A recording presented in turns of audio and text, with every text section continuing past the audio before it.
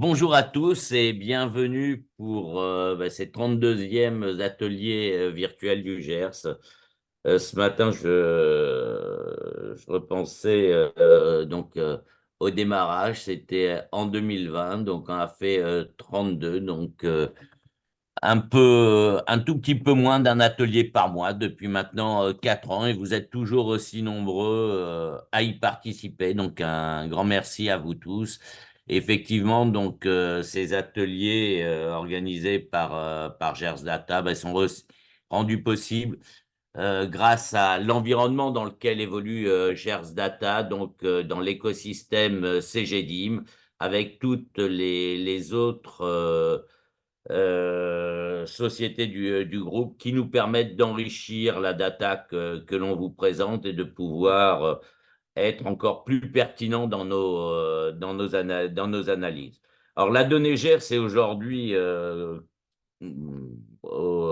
très discuté. Hier, on avait une réunion à l'IFIS sur la régulation. Et il y a eu énormément de discussions et de commentaires sur la donnée GERS qui sert bien sûr de base pour toutes les discussions conventionnelles. Et il y a même des chiffres qui ont surpris les autorités, mais j'y reviendrai tout à l'heure lorsqu'on parlera des baisses de prix. Alors, on va rentrer directement dans le vif du sujet et on va parler du médicament remboursable. Donc, le chiffre d'affaires des médicaments remboursables, et vous le voyez sur cette courbe, chaque année est un peu supérieur mois par mois. Et cette année, pour les 2 premiers mois de l'année, il est en forte croissance. En particulier en février, il y a plus 11% de croissance. Or, il faut le pondérer, il y avait un jour ouvré en plus en 2024. Donc, plus 11% en février, plus 10,5% sur les 2 premiers mois de l'année, et on est à plus 7,7% en cumul mobile.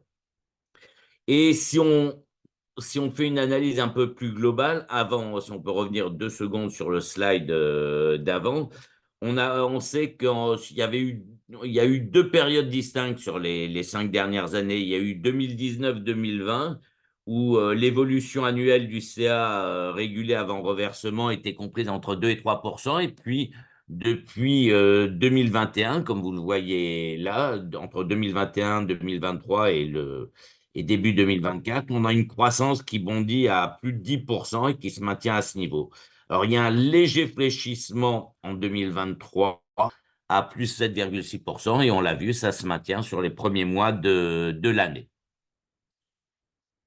Alors, quand on regarde maintenant les évolutions mensuelles entre 2021 et 2024, bon, mis à part ce pic d'avril 21 qu'on a largement communiqué, on voit que les évolutions mensuelles, la moyenne des évolutions mensuelles est en augmentation. Elle a été en augmentation en 2021, elle était à plus 8,8% en moyenne, plus 9,8% en 2022.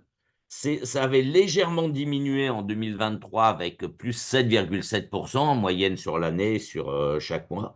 Et sur les premiers mois de 2024, on est à plus 10,6%. Donc un marché très dynamique sur ce début d'année au niveau du médicament remboursable.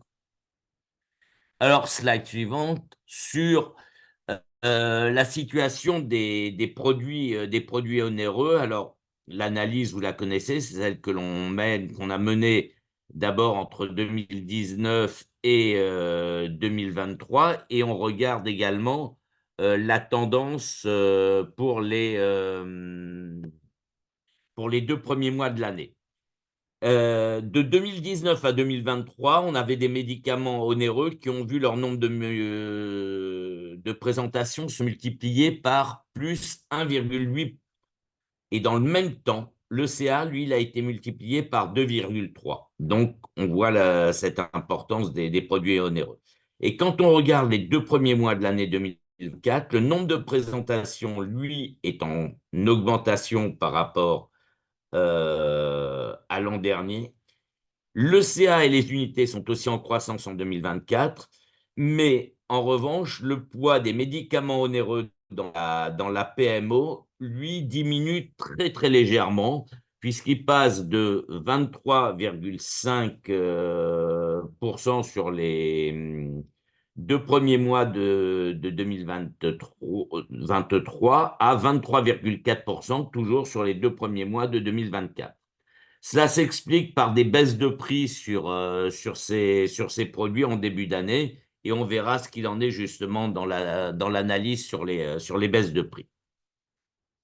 Alors, quelles sont les classes qui sont en croissance ou en décroissance? On voit que le top 5 des classes qui contribuent à la croissance pèsent pour 190 millions d'euros, alors que les 5 classes qui pèsent pour à la décroissance ne contribuent qu'à hauteur de moins 19 millions d'euros. Donc, un très fort différentiel entre ces deux situations. Parmi ces classes, la croissance est portée toujours par les mêmes classes, hein, que c'est celle que nous retrouvons depuis de longs mois. La L04C, avec les inhibiteurs de l'interleukine, donc Dupixent, Stelara, Skyrizi, qui, eux, ont une progression de 31%. C'est essentiellement des extensions d'indication. La L01H, avec les antinéoplasiques inhibiteurs de la protéine kinase, avec Calcans et Tagrisso, qui, eux, sont des sorties de réserve hospitalière, et puis Kisqali également, qui est dans cette classe et qui a une forte progression. La N07X, donc les autres produits du système nerveux central, qui ont une croissance de 33%, avec Vyndaqel et Evrysdi, qui sont des sorties de réserve hospitalière. L'ADISP, les antidiabétiques inhibiteurs des SGLT2, donc avec Forxiga et Jardiance. Donc là, ce sont des produits récents et qui bénéficient d'une très forte évolution, hein, plus 89%. Et enfin, la L02B avec les antagonistes des hormones cytostatiques, avec une croissance de 20%. A Erleada qui est une sortie de réserve hospitalière et puis on a encore toujours les effets de Xtandi et Nubeqa. Donc voilà pour la situation sur les croissances et décroissances. Maintenant, ce qui concerne le top 10 des laboratoires sur le médicament remboursable en 2010, une première remarque, c'est que les 10 premiers laboratoires sont tous en croissance sur les 2 premiers mois de l'année. En revanche, avec des situations un peu différentes, si la moyenne mensuelle, donc la croissance du marché, est aux alentours de 10,6%, on a 7 laboratoires qui sont soit à ce niveau, soit supérieurs à la moyenne. Et on en a 3, Bayer, Janssen et Novartis, qui ont une croissance positive, mais qui est inférieure à celle du marché. On a Novartis qui est leader avec 7,2% de part de marché en chiffre d'affaires.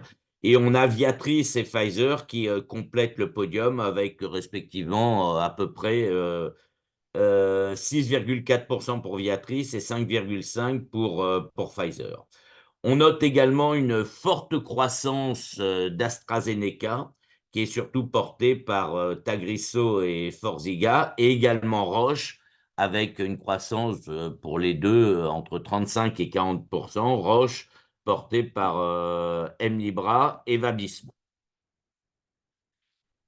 Quand on regarde maintenant le top 10 des produits en ville, on retrouve dans ce classement des produits qui sont maintenant connus, qui poursuivent leur progression.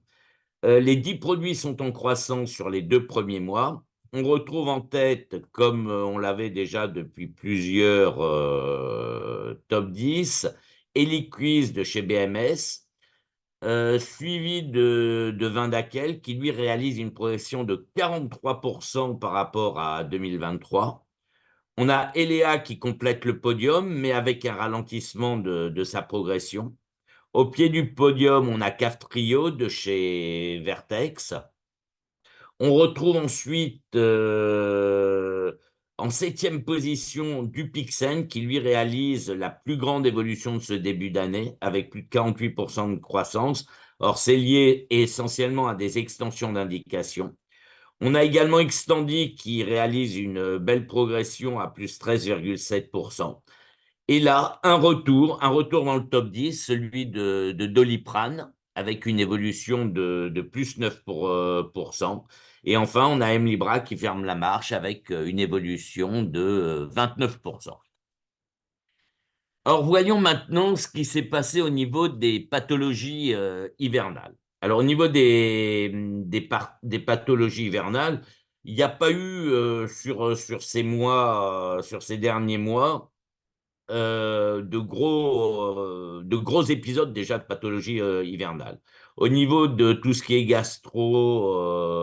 entérite et tous les produits utilisés, on a une certaine stabilité, notamment entre 2023 et 2024, où le chiffre d'affaires est stable. En ce qui concerne les antibiotiques, la J01, on a plus 7% de croissance en 2024, alors qu'on en avait 22% en 2023, donc un ralentissement. Au niveau des analgésiques, là, on a une stabilité pour la N02, avec des évolutions comprises entre 4 et 5%. Et enfin, les produits de rhinologie, les antitussifs, les produits bronchopulmonaires, qui, eux, pour eux, malgré une progression quand même de 10%, on note un ralentissement par rapport à 2023. 10% donc en 2024 contre 19% de croissance en 2023. Voyons maintenant ce qui s'est passé au niveau des génériques et du marché des génériques. Si on regarde dans le détail, on voit sur les 12 derniers mois qu'en avril 2023, on avait eu un taux de pénétration des génériques en baisse qui était lié à l'arrivée des premiers génériques, notamment de Janumet et Januvia. Ensuite, le taux de pénétration des génériques a augmenté, en particulier au mois d'octobre. Et ensuite, il a rebaissé sur les derniers mois de l'année 2023. Depuis le début d'année 2024, là, on constate une nouvelle baisse en janvier 2024 à 82,9%. Et pour le mois de février 2024, là, en revanche, on note une augmentation plus importante à 84,8%. Alors, il y a eu, parmi les produits qui expliquent un peu tout cela, il y a eu des molécules qui ont été génériquées en 2023. Il y avait Janumet, il y avait Velmesia, il y a également le terriflunomide avec Aubagio qui a été génériqué. Et puis en 2024, la principale molécule génériquée est Pradaxa, c'est le dabigatran. Donc voilà pour le taux de pénétration des génériques. Alors, quand on fait un point maintenant sur les médicaments en rupture, on voit que ce taux, bon, bien sûr, il bouge, il y a des variations d'une semaine à l'autre, mais en gros, il est assez stable quand on regarde sur semaine après semaine. Il se situe aux alentours de 1450 présentations qui sont en rupture.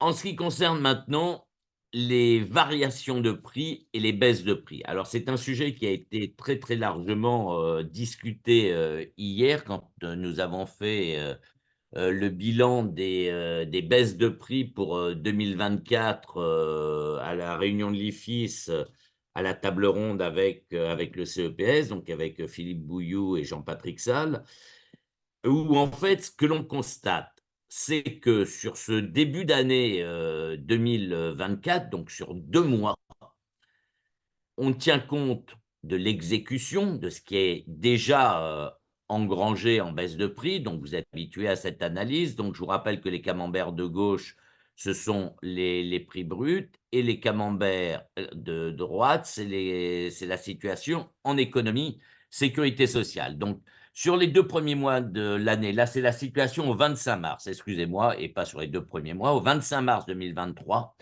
on a déjà engrangé en ville 136 millions d'économies liées aux baisses de prix. Quand je dis on, ce sont les pouvoirs publics. Et compte tenu des baisses déjà annoncées, elles sont comptabilisées à hauteur de 563 millions de prix. Ce qui veut dire que le rendement, pour l'instant prévisionnel, annuel, est déjà de 699 millions d'euros pour 2024 pour les produits de ville. Même chose à l'hôpital, 71 millions d'euros déjà de baisse de prix engrangés sur les 3 premiers mois de l'année, 345 millions d'euros de baisse de prix à venir, ce qui veut dire qu'il y a là 416 millions qui se rajoutent, et ce qui veut dire qu'au total, entre la ville et l'hôpital, si on comptabilise ce qui a déjà été engrangé pour 208 millions et ce qui est à venir pour 908 millions d'euros, cela veut dire qu'en économie sécurité sociale, on arrive à 1,115 milliard en prix brut de baisse de prix. Et cela sans tenir compte de futures publications que nous n'aurions pas encore aujourd'hui. Je vous rappelle qu'en termes de méthodologie, la prévision que l'on fait est calculée à volume constant, donc les ventes futures au prorata du dernier cumul mobile, et seules les baisses de prix publiées au JO sont comptabilisées, soit celles qui sont déjà effectives, soit celles qui sont à venir. La publication qui intervient entre le 1er et le 15 du mois est impactée sur le mois en cours, et pour les publications qui sont entre le 16 et le 31 du mois, sont impactées sur le mois M+1. Donc, on a une méthodologie qui est reconnue et qui est reconnue aussi par les pouvoirs publics. Et quand on a annoncé ce rendement des baisses de prix à 1,115 milliard, alors on est en prix brut, mais il faut comparer ça avec l'objectif de la loi de finances de la sécurité sociale qui était de 850 millions d'euros en prix net. Ce qui veut dire que si on transforme, si on veut passer des prix bruts au prix net, on va arriver, ça va diminuer bien entendu ce montant de 1,115 milliard, mais on sera très très proche déjà du milliard d'euros en baisse de prix en économie sécurité sociale et en prix net. Ce qui veut dire qu'il y aura pour 2024 une surexécution, et cela sans tenir compte de futures baisses de prix qui ne seraient pas encore annoncées. Alors, quand on regarde également au niveau des baisses de prix, la saisonnalité, le premier trimestre 2024 est marqué par un nombre record de publications d'avis de baisse de prix, et ce qui se traduit un peu dans les chiffres que je vous ai présentés. On a 718 spécialités qui sont visées en ville par rapport à l'an dernier où on était sur la même période sur 359. À l'hôpital, on a 122 baisses de prix qui sont appliquées entre janvier et avril 2024 contre 84 l'an passé. Donc, ce qui est une très grosse différence. Donc, les 4 premiers mois de l'année 2024, par contre, concentrent vraiment un nombre de baisses de prix très, très important. Euh, L'objectif des pouvoirs publics a été vraiment de frapper fort sur le début d'année. Il y avait en plus les effets reports de 2023 et d'engranger des montants de prix très, très importants dès le début de l'année 2024. Quand on regarde la situation comment dire, des baisses de prix par tranche de prix de médicaments.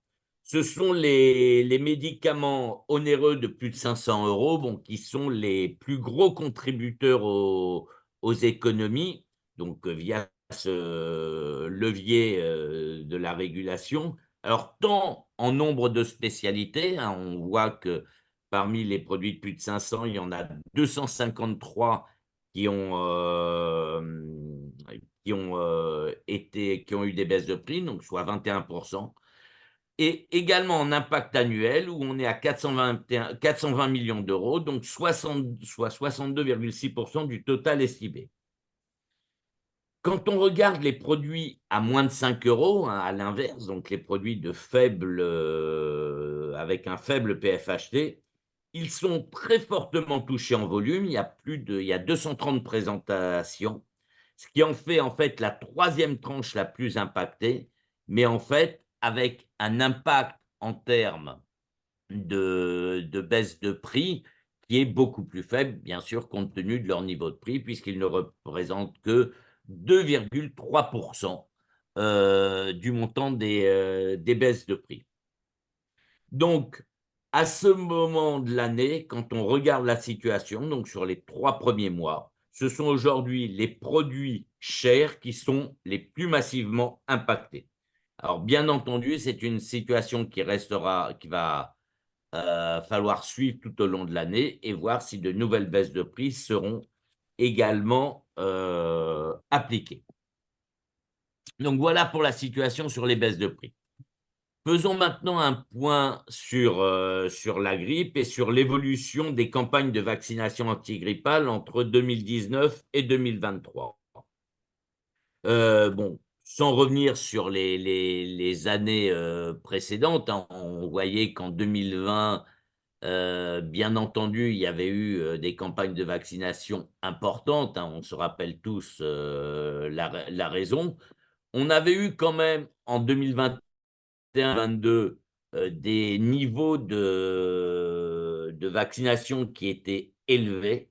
Et on voit euh, en 2023, la situation a baissé et cette baisse que l'on constate depuis 2020 se confirme également pour 2023 avec une nouvelle baisse.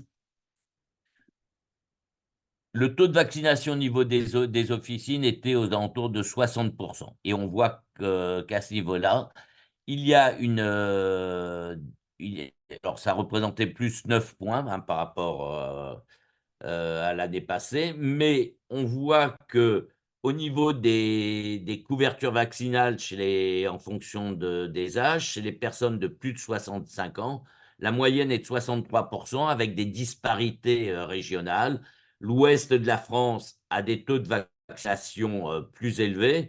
On va dire qu'on a une grande bande transversale qui part du sud-ouest et qui remonte jusqu'à l'est, où les vaccinations sont dans la moyenne. Et enfin, on a un, un bandeau sud avec Midi-Pyrénées, Côte d'Azur, Alpes-Côte d'Azur et Corse, avec des taux de vaccination des plus de 5 ans qui est beaucoup plus bas que la moyenne nationale.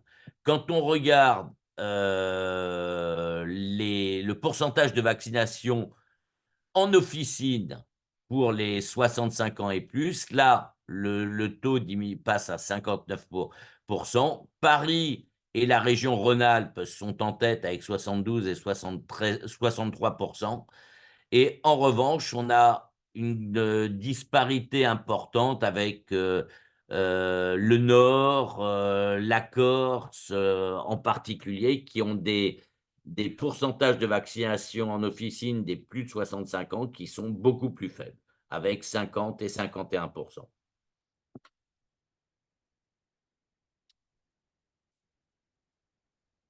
David, à toi pour les nouvelles missions du pharmacien.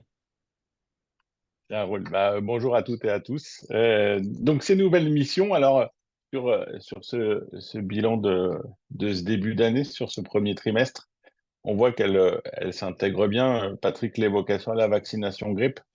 Euh, on voit que le réflexe d'aller en pharmacie s'accroît, s'accélère. Ce réflexe est présent et ça touche tout le rappel de la vaccination adulte. Quasiment 90% des pharmacies l'ont mis en place sur au moins le premier trimestre de cette année, en moyenne de 27 vaccinations. Et pour le premier vingtile, donc les 5% qu'on font le plus, on est autour de une vingtaine par mois, un peu plus d'une vingtaine par mois. Et surtout, on a quasiment une pharmacie sur deux qui fait prescription et vaccination, qui est dans les nouvelles prérogatives du réseau officinal sur cette fin d'année 2023, avec, allez, pour les plus assertifs, quasiment une toutes les semaines sur ce début d'année, avec un kit de dépistage qui marche bien aussi. 9 pharmacies sur 10 qui ont remis le kit de dépistage colorectal.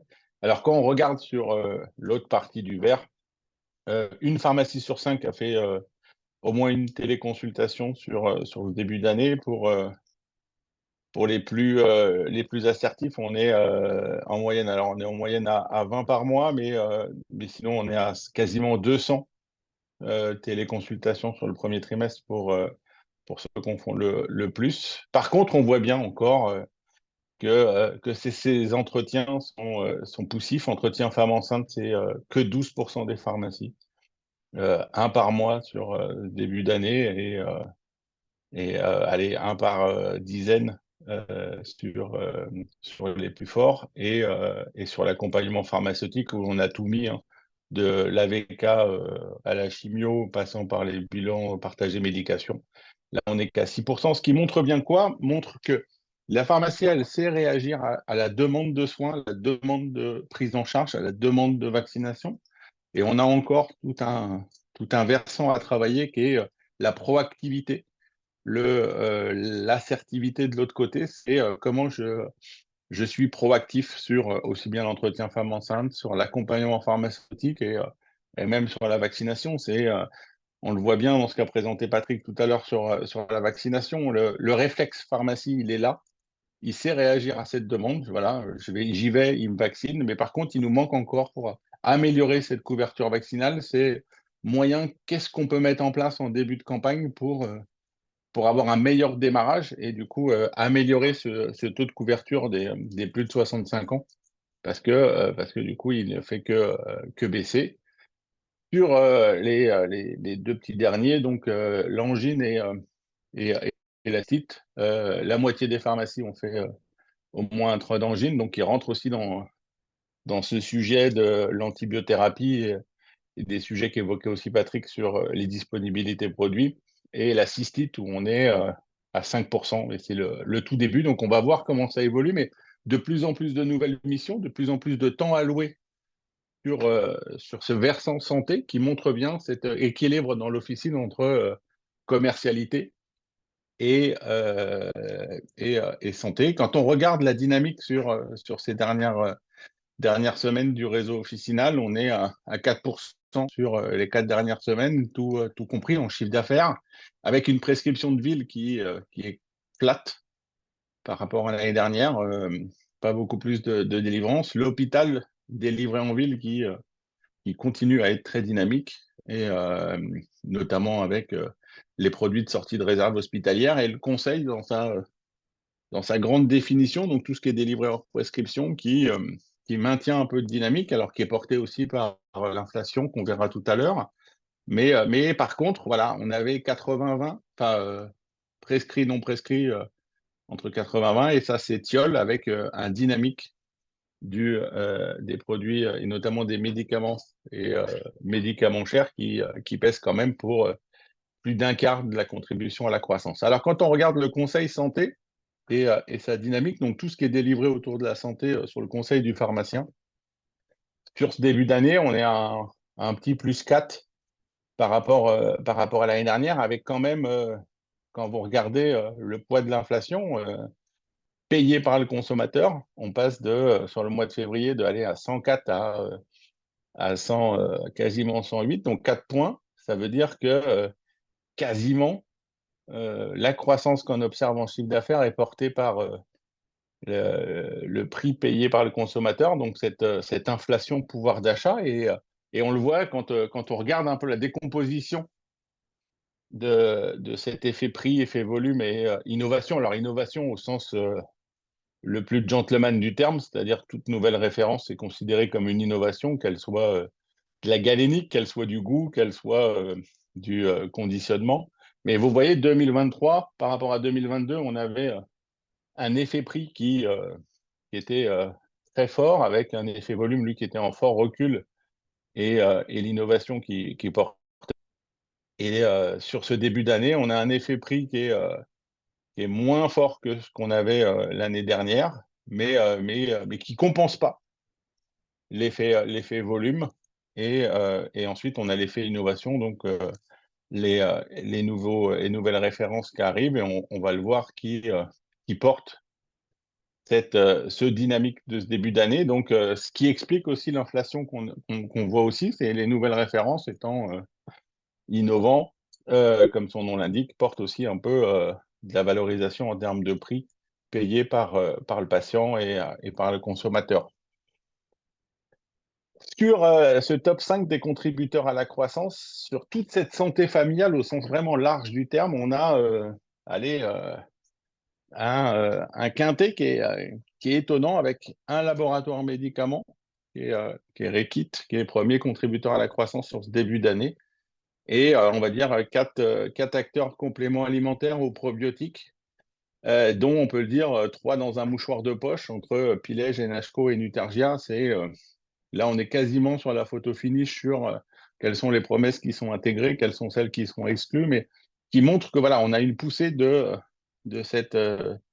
ces compléments alimentaires médicalisés qui portent cette croissance, et le quintet est terminé par Avocat, qui sont sur des dynamiques soutenues, qui montrent ce besoin de conseils.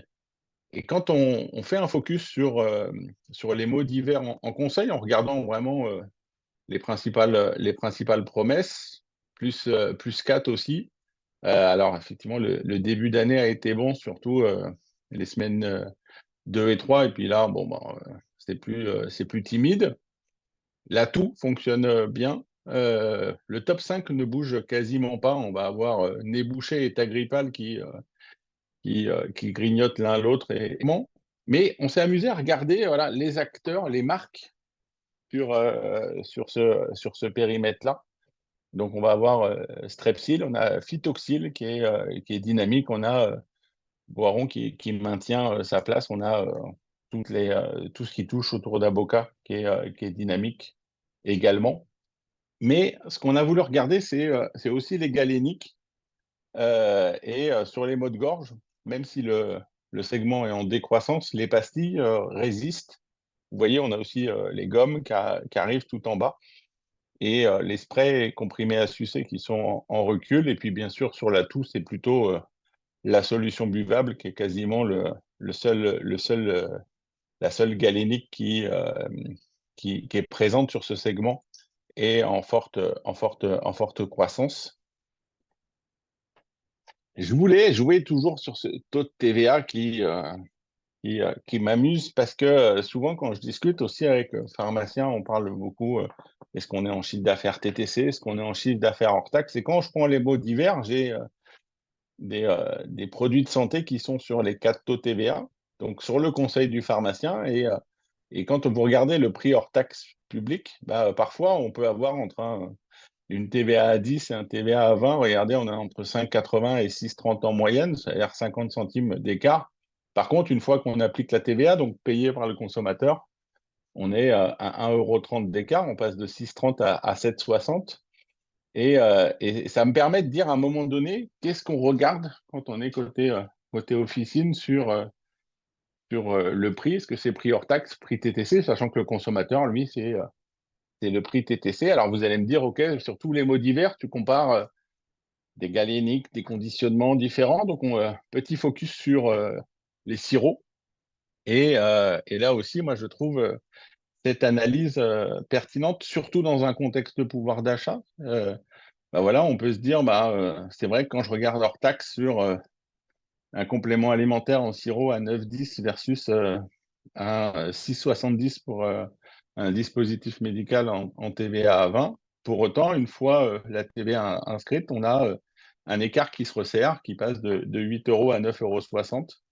Et ça montre l'impact qu'a, mine de rien, la TVA dans le choix aussi du patient, du consommateur, sur l'ensemble de ces galéniques. Et c'est d'avoir ces métriques en tête quand on raisonne sur ces positionnements prix, et est-ce que j'intègre la TVA, est-ce que je ne l'intègre pas, pour regarder surtout pour les positionnements prix des uns et des autres, et surtout la limite du raisonnement par taux de TVA, parce que si vous voulez analyser les sirops, vous vous rendez compte que vous avez tous les taux de TVA qui jouent sur ces sirops contre la toux.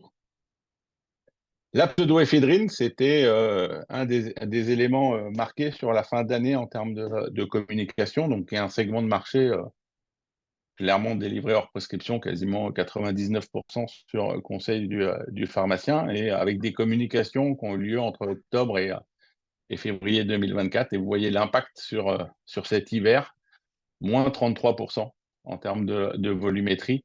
Donc c'est vrai que médiatiquement, ça a un impact. Et donc ensuite, dans le suivi de ce segment de marché et de la communication derrière sur le suivi de l'accompagnement et toutes les précautions sur ces médicaments, et notamment à base de pseudoéphédrine, et l'impact sur la délivrance et le conseil. Petit focus quand même sur les compléments alimentaires, avec la volonté de se dire, OK, mais quelles sont les dynamiques qu'on observe entre la pharmacie et parapharmacie. Pour rappel, hein, sur ce segment des compléments alimentaires, 2023 par rapport à 2022, la pharmacie est 2 fois plus dynamique que la parapharmacie. On était à plus 4 dans les enseignes de GMS, on était à plus 9 en pharmacie. Et quand vous regardez sur ce début d'année, ben mine de rien, la balance, elle devient équilibrée. J'ai la même dynamique, même si 93% du marché est fait en pharma. La dynamique qu'on observe sur les deux circuits est similaire. Ça veut dire qu'il y a toujours ce besoin de conseil en pharmacie qui doit être renforcé. Mais on note malgré tout que les dynamiques sur ce début d'année sont en miroir entre pharma et para, qui n'était pas le cas encore sur l'année 2023 par rapport à 2022. Et là aussi, avec une inflation qui est allée un peu moins de 3 points à mettre en regard de ce qu'on observe sur la santé familiale au sens large du terme. Et là, on est vraiment sur une inflation payée par le consommateur et donc qui rentre dans la composante de l'évaluation du prix et surtout des dynamiques de marché.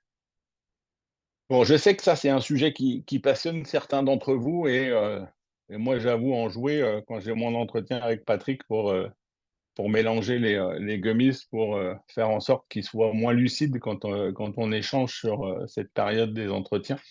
Et donc, c'est vrai, quand on regarde cette dynamique, alors il reste dynamique, il reste fort, plus 27%, aussi bien en pharma qu'en para, avec les 5 promesses qui sont contributrices à la croissance. Et là, on a à la fois de la santé, et au sens premier du terme, et puis aussi du bien-être au sens large. Donc, on a sommeil, tonus, vitalité, les maux de gorge qu'on évoquait tout à l'heure, même s'ils sont en recul, en gummies, ça arrive sur le marché, et puis immunité, défense naturelle et le drainage, détoxification pour assainir le corps qui reste un tout petit segment, mais fortement dynamique, avec 5 laboratoires contributeurs à la croissance. On a ZQuil avec Procter qui est toujours premier contributeur à la croissance. On a le lancement de Nourish de UPSA, deuxième contributeur à la croissance. Arco également qui développe ses gammes en gummies. On a Beroca Bayer qui a sorti Beroca gummies, et qui du coup arrive dans le top 5 des contributeurs à la croissance, et Forte, avec là aussi un certain nombre de gammes, d'extensions de gamme, avec cette galénique gummies qui constitue le top 5 des contributeurs à la croissance sur cette innovation galénique, et qui pose question sur effectivement son évolution entre santé et bien-être. En dermo aussi, comme pour les compléments alimentaires, avec une répartition entre la para et la pharma qui est tout autre, puisqu'on est 80-20 sur la dermocosmétique. Regardez, avec une dynamique en 2023 qui était quand même poussée en pharmacie, et qui s'équilibre aussi sur ce début d'année, sur ces trajectoires, qui est expliquée aussi en partie par la baisse du trafic dans la pharmacie sur cette deuxième partie de trimestre, qui montre que voilà, on va moins papillonner, on va vraiment à l'essentiel, on va vraiment à la recherche d'efficacité. On va vraiment à là où je suis, j'achète, mais la même dynamique avec quasiment des courbes qui sont proches entre le circuit pharma et le circuit de la GMS. Avec, quand on regarde 4 points d'inflation qui restent stables sur ce début d'année sur la dermocosmétique, qui forcément rentre en ligne de compte quand on regarde son évolution par rapport à ce qu'on évoquait, hein, plus 8, la moitié est quasiment portée par cette inflation, avec un podium sur les promesses qui changent. Et ça, c'est mon petit clin d'œil personnel à Patrick sur, je sais qu'il était très sensible sur l'évolution du segment des soins des cheveux. Acné, c'est pour ma fille, comme c'est son anniversaire aujourd'hui, bon, bah, ça c'est clin d'œil. Un jour, elle m'attaquera pour me moquer, mais vraiment le soin des cheveux, c'était important. Et donc, troisième contribution à la croissance. Et donc, vous pouvez voir, ça fonctionne et c'est exceptionnel en rendu sur le Zoom que vous pouvez voir. Ça ne fait pas pousser, on est vraiment dans le soin des cheveux de manière à ce qu'il soit plus durable. Pour terminer, on a lancé une application avec les équipes qu'on a appelées Jumeaux pour pouvoir définir ces univers et permettre aux pharmaciens de pouvoir contrôler, de pouvoir analyser l'ensemble de ces marchés et de l'avoir sur son téléphone. Donc, on a appelé Jumeaux Plus, c'était de dire, ben voilà, je vais décomposer toute la pharmacie par rapport à ces univers, par rapport à ces segments de marché, et puis la décomposer, puisqu'on a vu à travers les précédents ateliers qu'à un moment donné, l'analyse par taux de TVA elle était définitivement finie, puis regarder qu'est-ce qui est dynamique, qu'est-ce qui est contributeur à la croissance. Et on le voit sur ces 11 premières semaines, plus 5% avec le médicament de prescription médicale obligatoire qui est le premier contributeur à la croissance avec plus de 327 millions de chiffre d'affaires en plus. Et deuxième, diététique. Alors, diététique comprend compléments alimentaires, aromas, phyto. Deuxième contributeur à la croissance, suivi de la santé familiale. Donc, la prise en charge de la santé. Et pour terminer avec le segment de la beauté qui est du coup le quatrième segment le plus dynamique en pharmacie. Et on voit que c'est plus délicat sur le segment maman-bébé. Et puis là aussi, de pouvoir creuser, que ce soit à travers l'hygiène bucco-dentaire, c'est ce rôle de l'inflation sur le pouvoir d'achat. Donc un peu plus de 5 points d'inflation sur le périmètre de l'hygiène. On est à 4 points, un peu moins 3 points et demi sur l'hygiène bucco-dentaire. Là aussi, c'est un segment qui est important dans le cas des discussions. C'est tous ces éléments-là, c'est comment on rend accessible la donnée, comment on lui permet de vivre et devenir une langue vivante, de se dire, bon, voilà, quels sont les univers qui sont dynamiques aujourd'hui, comment ma pharmacie, comment je me positionne par rapport à mon jumeau, par rapport à ma zone de chalandise, et c'est tous ces éléments-là qui sont de plus en plus important pour pouvoir prendre les bonnes décisions et challenger son univers par rapport à ces dynamiques qu'on voit et qu'on observe et comment je préempte cette notion de santé dans la pharmacie. On le voit de plus en plus de conseils et comment je joue l'interactivité. Et puis, pour terminer sur l'hôpital, du coup, Patrick, l'apothéose. Merci David. Alors on verra pour l'action en justice, pour les soins des cheveux, je vais voir, je vais y réfléchir. Bon, en tout cas, pour l'hôpital, bah, comme pour la ville, on voit qu'on a un marché hospitalier qui est extrêmement dynamique, hein. Le chiffre quand on regarde toutes les années de 2024 est supérieur à celui de 2021, celui de 2022, de 2023. Donc 2024 n'échappe pas à la règle. Quand on compare les 2 premiers mois de l'année 2024, on voit qu'on a une évolution de plus 9%. On a un chiffre d'affaires qui passe de 2 439 à 2 milliards, pardon, 439 à 2 milliards 669. En février, on a une très forte évolution de plus 11%. Alors avec, comme je le disais tout à l'heure, un jour ouvré de plus. Donc, un cumul mobile à 9,4% et plus 9,4% et un cumul mobile annuel à plus 8,5%. Alors, voyons maintenant quelles sont les classes qui contribuent à la croissance et à la décroissance. Alors, les 5 classes qui contribuent à la croissance contribuent pour 210 millions, alors que celles qui contribuent à la décroissance ne pèsent que pour moins 58 millions. Donc, également, comme en ville, un gros décalage. Dans celles qui contribuent fortement à la croissance, alors on a 2 classes qui explosent totalement. Alors pour des raisons totalement différentes, c'est la R07B, les produits de la fibrose cystique, donc la mucoviscidose, qui bénéficie en fait d'une extension d'indication pour les enfants de plus de 6 ans. Et donc, eux ont une évolution. Alors, ils partent d'un chiffre d'affaires assez bas à l'hôpital, donc une évolution de 494%. Et pareil pour les produits de la T01E, produits de l'IRM et du SCADER. Alors là, il y a une autre raison qui explique cette très forte croissance de 270%. C'est le changement au 1er avril. D'abord, il y a eu la radiation d'une majorité de produits qui ont été déremboursés. Ça, c'est la première chose. On retrouve les principaux produits utilisés en imagerie médicale, Dotarem, Gadovist pour l'IRM, Xenetics, Optiject, Omniscan pour le scanner. Donc, ces produits ont tous été déremboursés au 1er avril 2024 et surtout, euh, il y a un nouveau circuit de distribution qui s'est mis en place entre les radiologues et les laboratoires.